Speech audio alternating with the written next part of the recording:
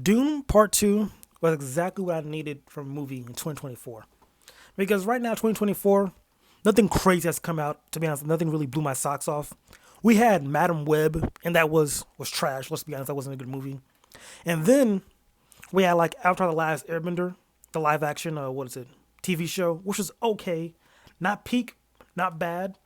But then we get Dune, and that movie right there is just like that was like a this right here is a really good movie. I liked it a lot. Roll my sleeves. It's a bit hot in here. But I like this movie a lot. Like this is what I call like a really good sequel. Because like the first movie just set it up so well. Like the first movie was like people said it was very slow and whatnot, and I kind of get that, but it makes sense because like they're trying to break up the book, the first book, Dune, in two parts. And the first half of the book is like setting up like the fall of House Atreides, and the second part is him getting the people of Arrakis to unite with him to get his house back and get his revenge. So the way they used the first movie to set everything up, so the second movie could just be full action packed and him getting his revenge, worked out extremely well. Like they took care of both books almost perfectly, almost perfectly to be honest. Like I really liked it a lot. Let me just talk about the things I liked in this movie. I think the first thing I really liked was how it looked.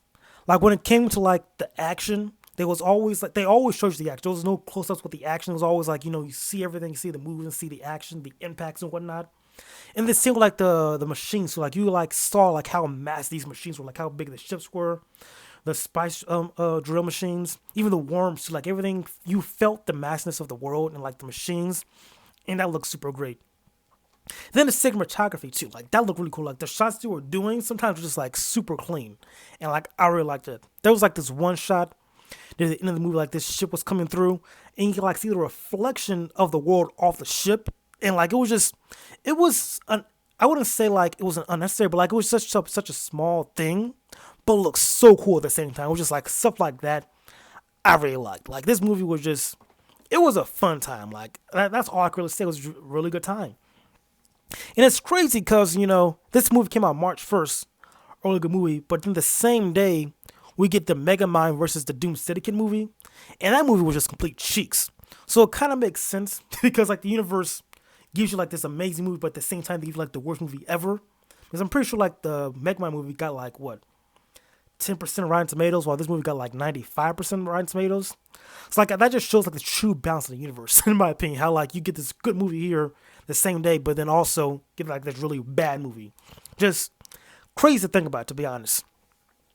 But yeah, that's my thoughts on the movie, bro. There's not much more I could say. I guess I could talk about the story, kind of. Well, there's not really much to talk about, Like the main overarching story is after Paul's house fell, he went to the people of Arrakis to like help, gave him guidance to like navigate the world, and like he used that to like gain their trust too. Then also his mother's like behind the scenes, try like behind the scenes. There we go. Try to influence them to make them believe that he's their messiah, so then they could take him as a leader, so he could like have them as like an army for himself, so he could like rule the planet. And like the plan is slowly working, but he doesn't want to be their messiah. He just wants to be a part of the people, like gain their trust naturally, and not through being the messiah or like the so-called messiah.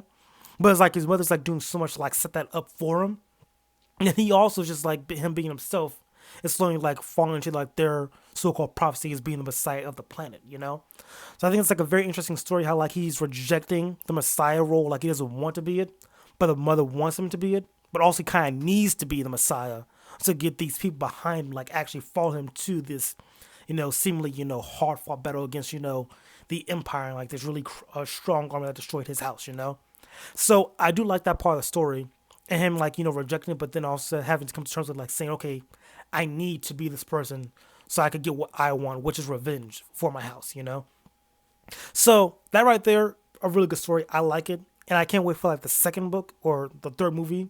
And the third movie kind of, well, it's kind of spoilers if you didn't read the books, but oh well. Like the third book really go no yeah the second book, I mean, which is gonna be the third movie, really is goes to depth how like he is doing with him being the Messiah, and also like being depressed too, being a Messiah too. You know what I mean? So I can wait to see like how they adapt this book as well. It's like so far adaptation wise, it's like pretty good.